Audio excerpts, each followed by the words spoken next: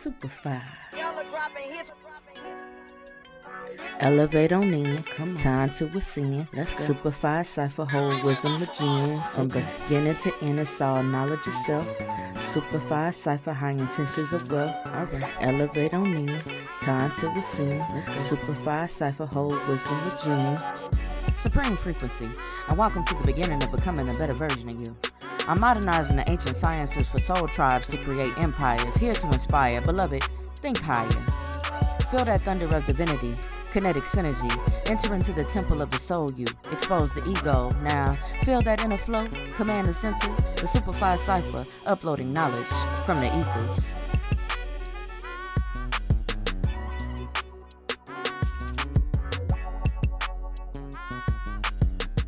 Come on in. Come on in.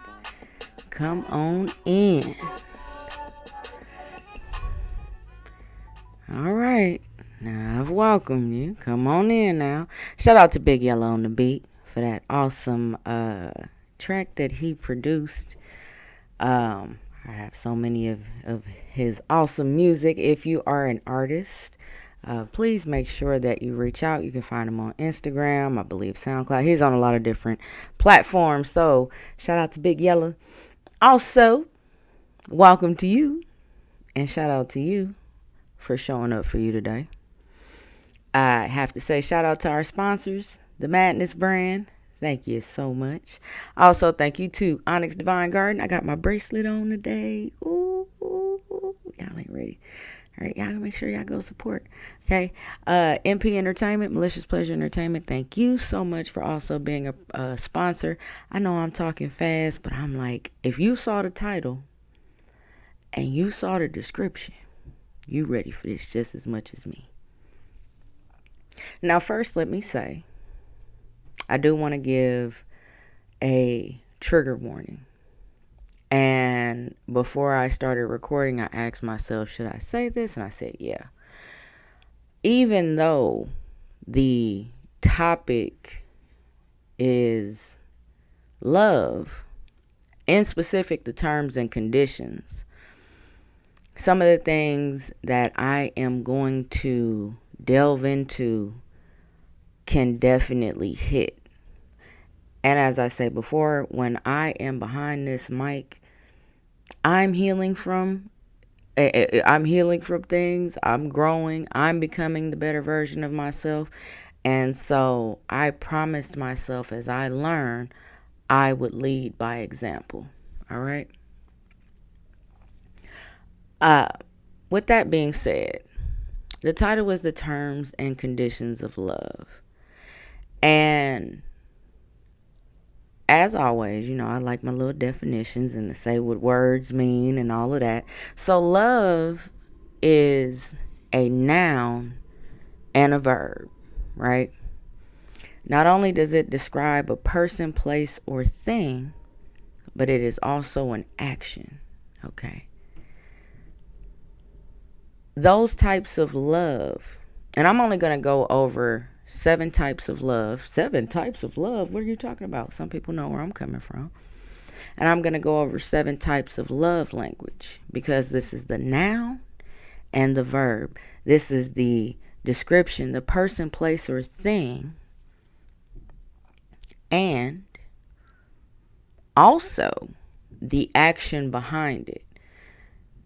There are so many different sayings, looking for love in all the wrong places. And that is what was resonating with me, is that we tend to look for love in all the wrong places. And how?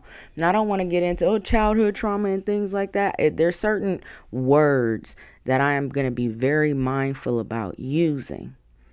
So I am going to use the types of love and the types of love languages that we adapt to help us understand where we currently are in our journey. Okay?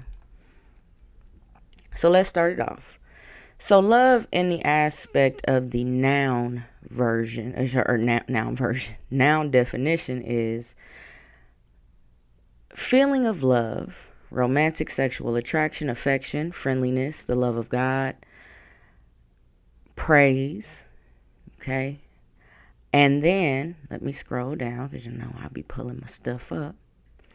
Love in the definition of the verb is to feel love for, cherish, show love, delight in, approve.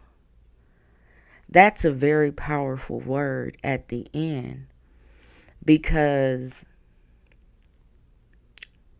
for love in the action sense to have a definition of approve, it hit me like a ton of bricks. And I'm sure it's like, well, a lot of people know that. No, a lot of people don't know it. People look for love to gain approval, to feel approved, to feel seen. But the types of love that they approach and the types of love languages that they adapt actually will tell you where a person needs to heal, right? And the areas in which they're strong. What do I mean? All right, no problem. Let's drop this out. Before I go into the types of love, I'm sorry, and I be getting ahead of myself because I be getting excited, but I want to go into the Pro-Indo-European root of the word love, right? And give you the definition of that. So the Proto-Indo-European root meaning is to care, desire, love. It forms all or part of belief, believe, furlough, leave, libido, live long, of course, love, lovely, okay? And here's a further description of what this means. It is the hypothetical source of evidence for its existence is provided by desires. To make crazy. To be tangled, be hit down, be in love, desire, longing, sensual passion, lust, song of praise. Okay. We done? All right. Things I want to point out in that is belief, right? And the reason why it has words like libido and things like that is because there are different types of love. So, you have eros, which is romantic, passionate love, and that is the love of the body. Philia, which is affectionate, friendly love. Storge, which is unconditional, familial love. Agape, selfless, universal love. Ludus, playful, flirtatious love. Pragma, committed, long-lasting love. And Philatia, I know I'm saying that wrong. I know I am. Self-love. Y'all correct me in the comments. Just write out the whole phonetic aspect. I'm moving fast and I want to get to this. So there are different types of love for a reason. And a lot of times we get involved, especially as adults and even being young, we get involved in a lot of eros type love or romantic or passionate type love, as well as playing with that ludus love, that playful, flirtatious love, right? And the reason why that happens is because, for one, who sits down and explains to you there are different types of love, right? This is the type of love that you have for your family. This is the type of love that you have for this. This is the type of, because we know the love feels different, but then you also have some aspects in some relationship where that love blurs the line, right? And where it can become unhealthy. And you end up forming unhealthy relationships with people, be they family, be they friends, so on and so forth. And then you adapt these love languages that you need a person in this eros aspect, right? To come in to help you, or so that you feel approved, you feel desired, that someone believes in you, Well, why? Because that's not the unconditional love, right? Unconditional love is the storage. It's the familial love. So when you're actually searching for familial love, there might be some familial issues. Now, I can only speak for myself. I'm not going to go deep off into my story, but I can definitely say I have looked for love in all the wrong places. I have had my partners have to prove to me that they love me. And a lot of people do that. How? Well, if this person doesn't do this, and if they because I've gone through this in this relationship, right? And I'm not going to go through this again. A person cheating on me, deserting me, abandoning me, lying to me, all of the whatever it is that is your thing that you don't care for in a person. If those are the things that you focus on the most, that's what you're going to constantly get. So what we need to ask ourselves in all actuality and in all seriousness is, what type of love do I need right now? And that's something that we should ask ourselves on a daily basis and ask our partners. Because this is why I say that. You may not be in the mood for the philia love, which that's congregating with friends, because philia is the affectionate, the friendly love, right? You may not be in the mood to be in no friend vibe. But because you're not sure of what it is that you're needing or what you're feeling, a lot of people, well, we going outside. We outside, friend. We outside, friend. Come on, friend. We outside. We out. Da, da, da, da. Okay. Even though like, I really don't want to go out. I need to be focused. You still go. You still go because you need the distraction. Okay. The other aspect is serial relationships. I am a serial, I gotta say, it is what it is. I've probably had a lot of relationships for a person my age. Just keeping it a band. Because I didn't understand me, and I wanted my partners, right, to make me feel good about me, to have me be seen, right? Prove to me that you love me. Be faithful to me. Be committed to me. Don't do this. Don't do that. That's a lot of insecurity. Why? So I had to ask myself. And I had to go back into my childhood, how I came up, things of that nature, right? And when I did that, I had to say, wow, okay, well, it was a lot of us in the house. And sometimes I felt unseen a lot. I felt very out of place. Now, again, I love my family, but I've always felt different. And not to say that they haven't loved me, that they haven't done all these things. That's not what I'm saying. I don't want this to come off as, oh, she's got a bad... No. Because y'all families is fucked up too. Okay? I'm just okay to admit it. Because we healing. We hold, and now we heal. And my mom started a lot of the generational curse breaking. And what I mean by that is certain situations or certain things would happen, and she would say, this is not normal. You don't have this. This is not, you don't make this a part of your livelihood, so on and so forth. And we adapted that, and we understood that. And I mean, when I say we, me and my sister, right? At least me. I can speak for myself, because I said I'm going to speak for me, right?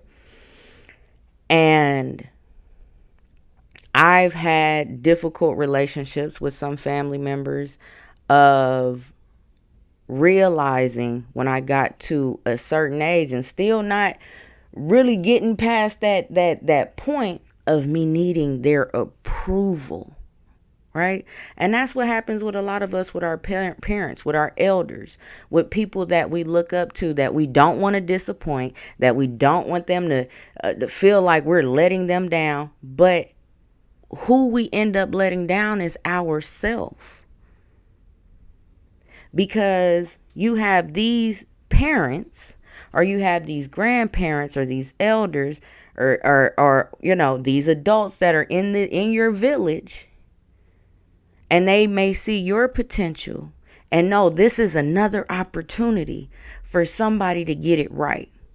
And so now they may put on you what it is that they still can and need to be doing for self.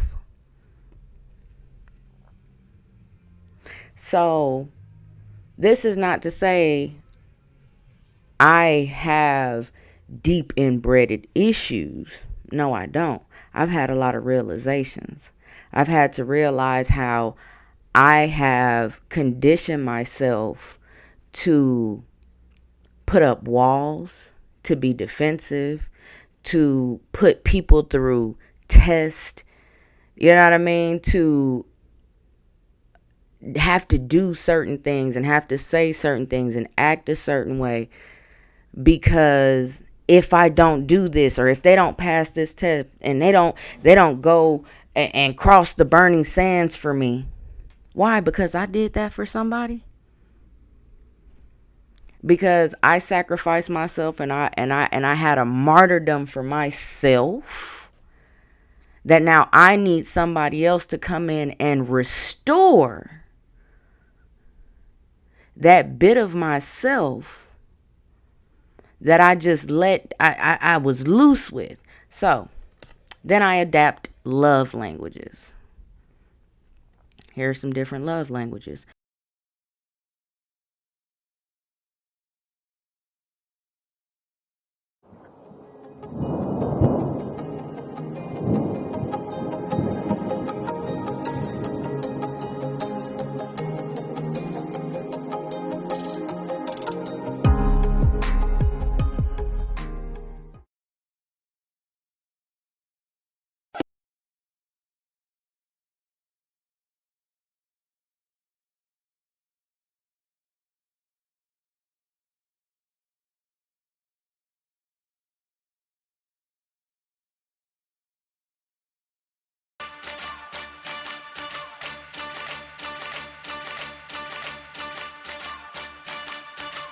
You better get the spirit, sister. Physical touch, receiving gifts, acts of service, quality time, words of affirmation.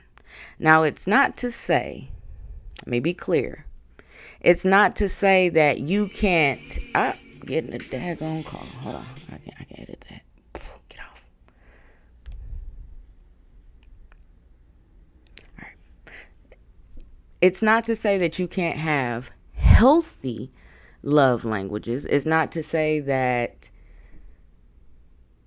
you are denying yourself anything, but we also have to look past saying this is my main love language, because we need all of them for that completion, for that wholeness. You need self-love, right? The physical touch aspect. Let's start there. So physical touch first starts with mother to child, when the baby is placed on the mother's chest. Now, you have some children that have to be incubated and aren't able to have that instant connection or that instant skin to skin bond. That means a lot, right? So if you happen to grow up with a family that is not necessarily very affectionate, they don't hug, they don't kiss. Now, our family is very affectionate. Sometimes it's sickening to me, and I'll be like, ugh. When I date people that are, I'm like, oh my God, you're so affectionate. But I like it. I like it in moderation, right? Because it's not something that I lacked. So I've realized, well, what are other different types of physical touch? Just a light tap on my shoulder. Or, you know what I mean, where you know that person is thinking about you. You know what I mean? So they'll let you know, like, just come and pass by and rub your back or give you a hug. Or, those are when it becomes healthy physical touch, right? Then you have receiving gifts. Now, this can definitely be one of those that you have to balance out, because let's say that you were showered with gifts as a child, got whatever you wanted. Sometimes that is supplemented for attention, right? So you may get into the aspect, well, you don't love me if you're not buying me this and you're not getting me this, or even in the aspect of if you didn't get a lot of things and it's like, well, I was denied this, so if a person loves me, they'll do this for me. And I know right now it sounds like, well, dang, you just, all of this, I don't want to, hold on, because we're going to get to the higher frequency. Stay with me. I already told y'all. This was going to be off the chain, okay? Acts of service, meaning people doing things for you, right? Without you having to ask, knowing, well, I know that Jen likes coffee, and people that I date, that making my coffee in the morning for me without me having to ask. That's an act of service. Now, let's go into the next one. Quality time. You may have received more gifts and lacked the quality time. So you may feel a little bit off balanced if your partner is the type that while you're watching a movie, they're on their phone, they're multitasking, they're doing, well, you're not paying me any attention. We're not having quality. And they may feel, well, damn, we have quality time all the time. But because it's not in that intimate setting where it's like, I didn't just have this mommy and me time, or daddy and me time, or granny and me time, or sister and me time, and we weren't able to form the type of bond that society or whatever has been implanted into you, that this is the type of relationship that you're supposed to have. So then you're taking these love languages and needing people that you date, and even your friends. We're not even just going to talk about on a dating level, even your friends. You have them try and fulfill these different love languages and these different aspects of love. But when you're not in a balance, right, it can get mixed up. Then we have words of affirmation. And this is a big one. And this is one for me. And I'm not saying that as to say that me growing up, that life wasn't spoken into me, but it was even more of the aspect of, listen, you can do this. You're gonna do it. We've seen so much. We did it. You got the ability to. You got this gift. You're able to do this. You're able. Okay. There's a difference of that, and this was great, this poem that you did, I'm proud of you. And or even the you're on the right track. Don't these are the words of affirmation. So let's take this relationship wise, and let's take it from the family aspect to friends. So when you get out, the first type of relationships that you build are friendships. And you build bonds with people based off of familiarity and similarity. So the older we get, we start to create a storyline for ourselves. And we create this storyline, right, based off of one, if you're constantly caught up in entertainment or outer stimulus, right, or whatever environment that you're in, it begins to create this story for you of the person that you are. I'm Genesis. So the story of Genesis begins to be created. Now you have to understand, even though adults say, a child got to stay in a child's place, but a lot of adults put children in adult positions. Not to say all, but some. Those that have to get over certain aspects, right? They have more opportunities than others. So, as much as our elders try and steer us from becoming adults too soon, they also know that they have to prepare us for the world, to be successful, to be all of these different things. And the way that they prepare us can be from a trauma-filled space or from a loving space. This is why you have people that succeed or you consider successes, and people that you consider, well, they're not doing anything with their life, because of them not having the full aspect of those love languages when they were being brought up, because they weren't given different examples of the types of love, right? So you get your first friend. You and your friend, they play together, go everywhere together, okay? And you guys begin to take on each other's personalities, each other's traits. You start doing things because you like how this person does that. They start doing this like you because they like how you do that. So now you guys are becoming bonded. The older that we get, it goes from recess and playing kickball, right, to, well, this person hurt my feelings because when I thought that Susie was my friend, and I didn't like Tay because Tay would always pick on me, and then she went and played with Tay on the playground, and so now you're not my friend anymore because you laughed when Tay talked about me. Okay. So now you get into the middle school aspect, and we start building different boundaries, different things, because you might not have those same friends, right? You may even go home and say, well, such and such did this, and depending on how the parent or the elder or the guardian responds,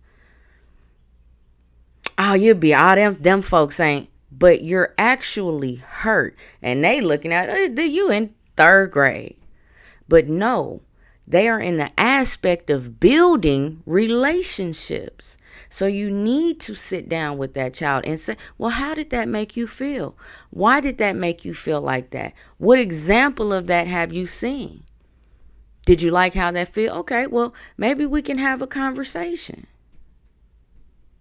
You have to prepare the youth to be around different types of personalities and different types of conditional love, because you don't know what's going on at that friend's house, right? Okay. So middle school, high school, you get a little more adventurous,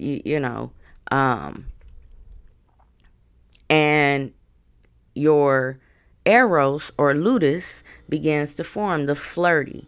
You know what I mean? You're starting to get your sexual nature. These things are beginning to arise in you, right? Now, if these conversations aren't had,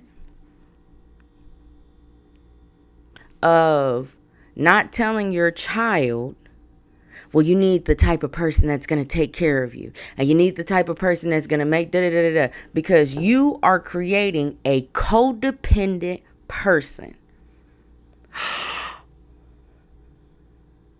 A lot of mothers have told their daughters, and this is why men say all women are gold diggers. All they want is a man that's going to do da-da-da-da-da, because mothers literally will say, get somebody that's going to work, that's going to take care of you, that's going to make sure that you're okay, where you don't have to do anything. If they love you, they'll do. I've heard it in many of ways. Not be with somebody that makes you smile even when they make you mad. Be with somebody that finishes your sentences. Be with somebody that pushes you when you want to give up. Be with that person that when they say something wrong, they're able to say, I'm sorry, and not keep doing it. We need to begin to cultivate realism and not this leave it to beaver. crap. Because this is why we're seeing so many unhealthy relationships in people. So many people that's, I'm healing from this, I'm healing from that, I'm healing from this person, I'm healing from that person. No, what you need to do is begin to first compartmentalize these different aspects of love. The familial love. Do I receive physical touch from my family? Do I receive gifts, acts of service, quality time, words of affirmation? And if you don't get it from your family, then it is your responsibility. That's the lesson that we've set ourselves to learn. Because you have another type of love that's called, it's the self-love. So, do you have physical touch for myself? Yes. Physical touch for yourself. Can you touch your skin? Touch this skin, honey. Are you okay with touching yourself, of knowing your body? Ooh, this hurts. Ooh, this is not in an intimate aspect. I'm not talking about that. I know I can be sitting laying and I'll just, rub myself. Feeling myself. Are you feeling yourself? Do you feel yourself? Because if you don't, how do you know how another person is supposed to touch you? How do you know the type of do you like a hard grip or a soft? These are things that you have to learn. Receiving gifts. Do you do things for yourself? If nobody else is, I would really like flowers. Are you getting yourself flowers? Do you get yourself your favorite coffee that you like or your favorite tea? Acts of service.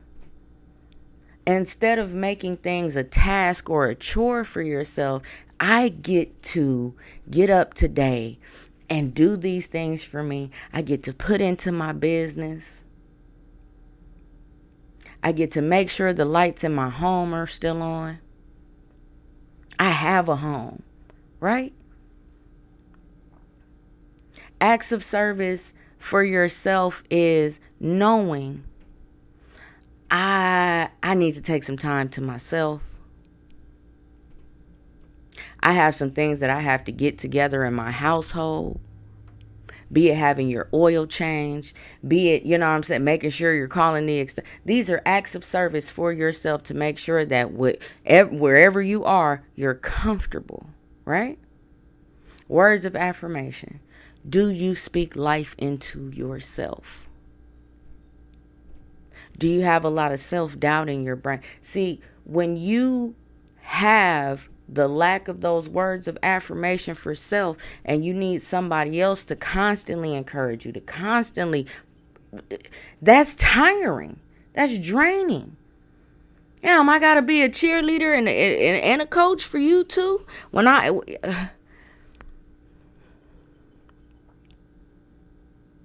That's selfish. Because not all the time are you going to have mom, dad, or grandma, or brother, or sister, or anything like that. So when people say, oh, I do this for such and such, I'm doing this for this person. And if that person passes away, then who are you doing it for now? Those love languages that we crave from others, we have to ask ourselves why. What is it that I'm lacking? And if you've had countless relationships or even stayed in relationships, okay? Because people do compromise and settle. Stayed in relationships with saying, okay, well, I may not be getting the gifts and I may not be getting the acts of service, but I do get the words of affirmation. I do get the physical touch. This is about wholeness. I can tell you right now, a lot of people that be talking about my soulmate, my twin flame, that ain't them, boo. That ain't it. Okay? Because your soulmates, and I'm going to say soulmates because that twin flame is really sticky. Soulmates are going to show you yourself. Right? They're going to show you yourself, and either they're going to inspire you to think higher, or you get into a lower frequency of that, a competing aspect. If love is both a noun and a verb, not only do you have to say it, you have to do it. We say being in love. You should be in love all the time. But people want to find love outside of themselves, to fill a hole, to fill a gap. Be in a relationship because can you be by yourself? Having all the friends and all of these different things because you may feel some type of way of the way that you were brought up, so you use these friends as your family to compensate. That is trauma bonding, and you're not healing, and you're staying in cycles because you're going to get a version of your mom, you're going to get a version of dad, you're going to get versions of all of these things.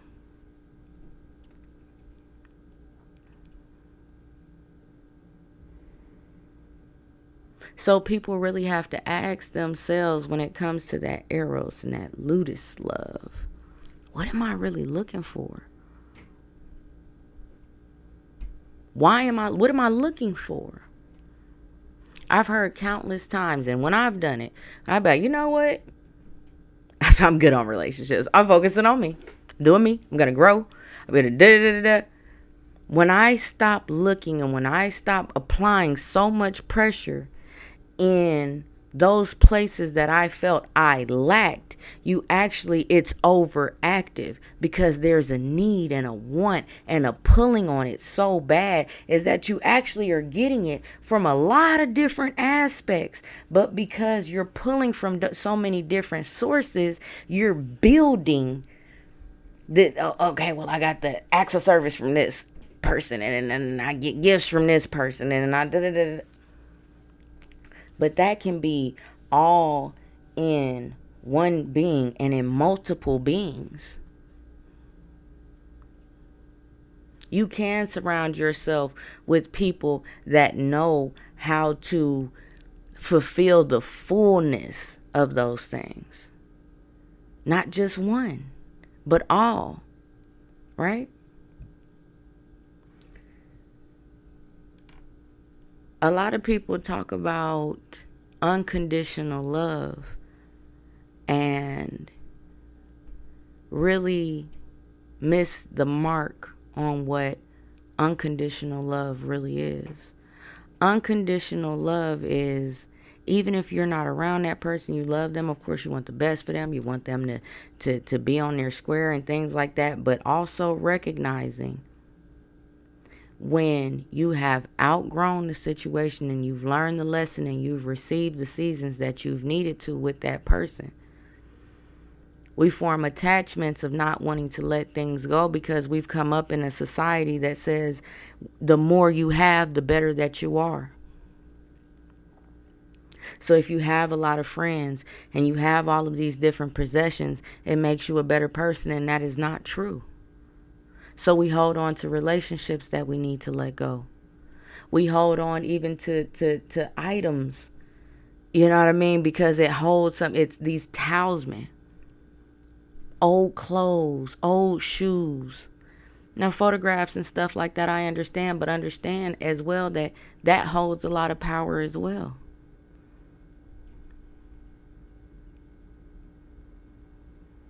Our predecessors, I'll say, and our ancestors packed light on their journeys. And the more we felt we needed on our journeys was the bigger the caravan got. Went from a backpack, well, let's say the stick and the little handkerchief, okay, to the backpack, to I need a camel.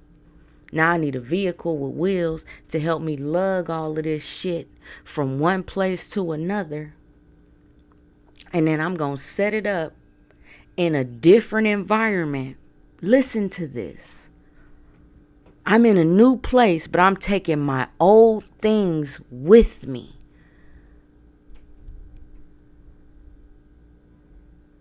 Now, I'm not talking about in the aspect, you move from one home to another, you had your couch still in good condition. Okay, like we get that. I'm talking about the baggage that doesn't serve you, the baggage that builds unhealthy boundaries, the baggage that places you in defense mode to where you're on P's and Q's and waiting for someone to do you dirt. Well, I'ma see, because I've been through so much, and when I meet new people, you're conditioned, and you're gonna keep having those types of relationships until you deal with that for self. You're not sometimes going to get the level of conversation that you want, or you're not going to get the type of love that you need from certain people in your life. Let me be a witness, baby. Move on. Give it to yourself. Find a mentor. There are so many different people out here that's willing to give that love, that's willing to embrace you. But you're going to keep those around you that are either predators or prey. And what I mean by that is they recognize those things in you that you lack. Because a lot of times when we're meeting new people, what do we say? Even on a friendship level, what do we say? All the things we like, what we don't like, the type of people we don't want to deal with. So then people bring in this representative, especially if they want to hang with you because they like whatever aspect. And this mask comes on, and you're also wearing a mask, because the mask that you're wearing is disguising the fact that I'm hurt.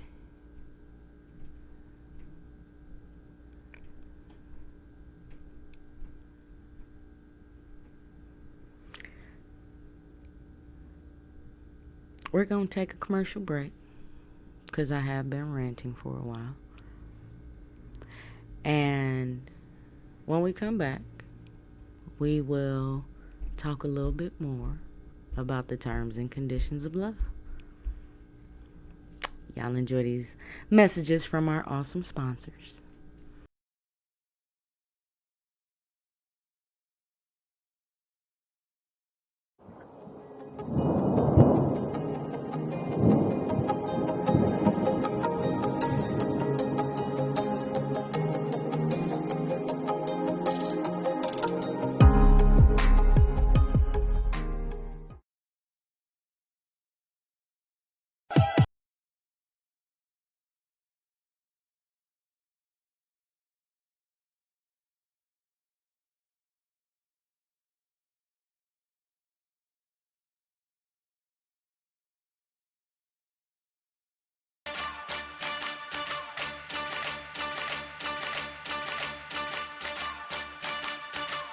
You better get the spirit sister.